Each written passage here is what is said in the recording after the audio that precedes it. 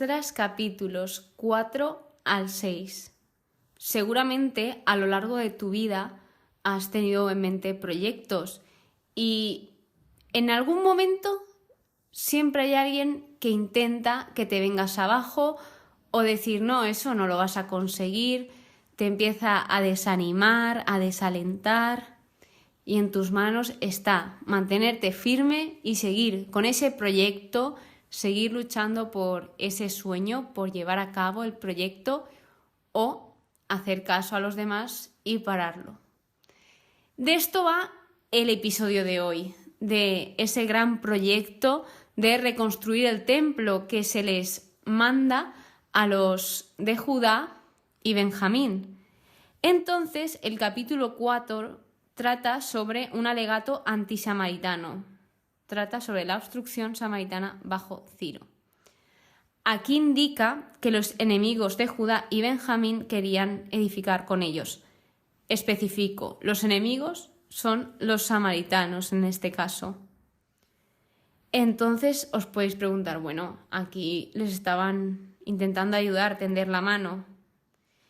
Y ellos, de hecho, decían los samaritanos que ellos también buscaban a su Dios, que ellos buscaban a Yahvé. Pero los demás, esto lo hablaron los que sí que tenían que reconstruir el templo y no les dejaron hacerlo. ¿Por qué? Porque realmente los samaritanos se estaban contradiciendo, además de que ellos sí que apoyaban la idolatría y esto estaba prohibido para los de Israel. Entonces, tras ese consenso, vemos cómo los israelitas, yo englobo a los de Judá, Benjamín, como israelitas, a los que siguen a Yahvé. Los israelitas estaban muy unidos en esta situación, ya que esa respuesta de no dejarles hacerlo fue unificada, porque ellos mismos tenían esa tarea de reconstruir el templo y se les había encargado a ellos. Además, no sabían con qué intenciones les estaban diciendo lo de ayudarles. ¿Qué hicieron los samaritanos en este caso? No reaccionaron nada bien. Y creo que con la reacción se muestra lo que hubiese desencadenado dejarse ayudar por el enemigo. Entonces, esta respuesta revela esas malas intenciones y lo que hicieron fue desanimaron, atemorizaron, sobornaron, etc. a todos los que tenían que llevar a cabo ese proyecto, esa reedificación del templo de Dios. Y todo esto lo hicieron para hacer fracasar su proyecto.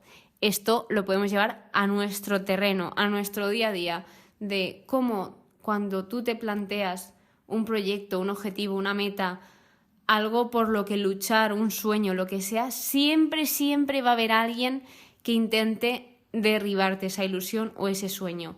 Y aquí estoy yo para decirte que si estás en esta situación o si alguna vez lo estuvieses, que sigas luchando por ese proyecto, no dejes que nadie te desanime, de verdad, mantente firme y vea por ello, porque te aseguro que cuando lo consigas verás esos frutos y además tendrás esa alegría de haber logrado ese objetivo, esa meta, de haber cumplimentado tu proyecto.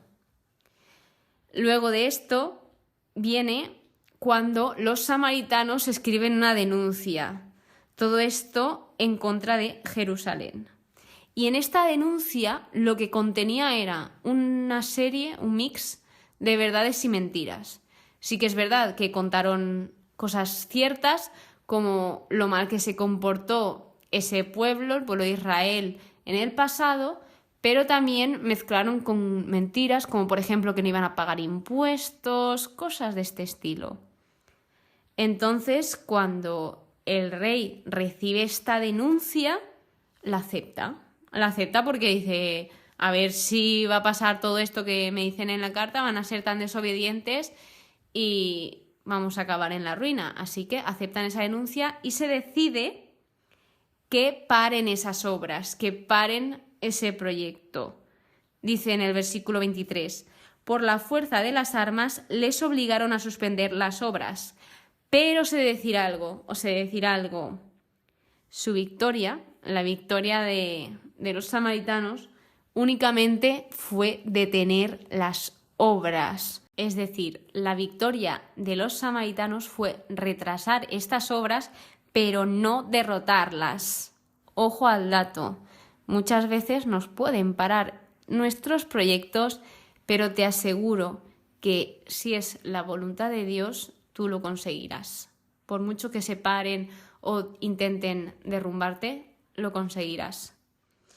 Y esto lo enlazo con el siguiente capítulo, el capítulo 5, donde se habla de la construcción del templo. Aquí intervienen los profetas Ageo y Zacarías, que para mi sorpresa, de Zacarías sí que había oído hablar y sí que he escuchado alguna lectura, pero de Ageo no me sonaba nada.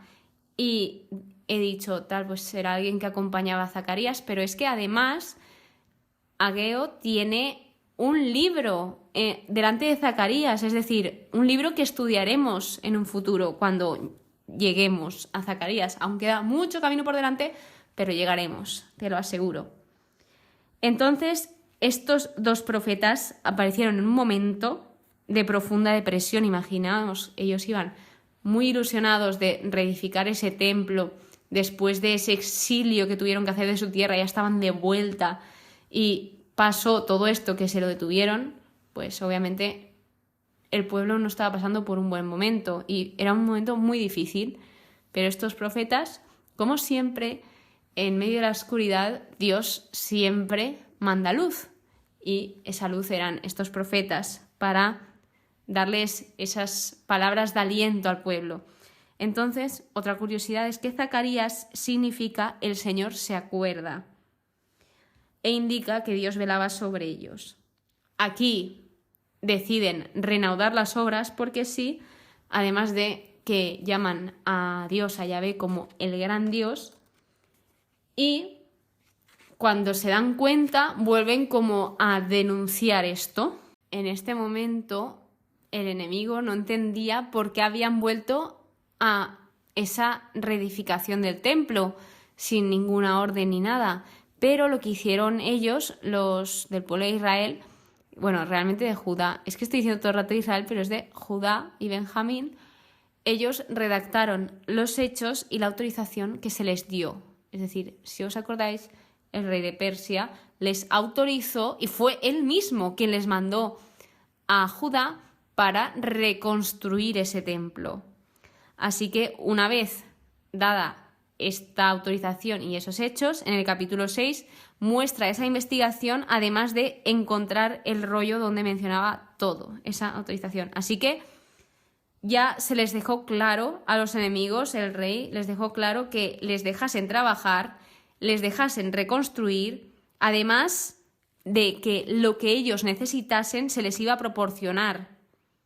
Esto, ojito, cómo se nota la mano de Dios detrás de toda esta situación, ya que no simplemente volvieron a retomar esa reedificación del templo, sino que ya tenían ese permiso, que lo tenían desde antes, pero mejorado, por así decirlo.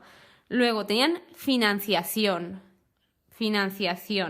y además se les ordenaba a todo el mundo que les hiciesen caso a lo que dijesen. Es decir, que si los que estaban reedificando el templo necesitaban un material, lo tenían que hacer. Si necesitaban mano de obra, pues tenían que ayudar. Lo que fuese, o dinero, lo que sea, animales, tal, lo que sea, se les tenía que proporcionar.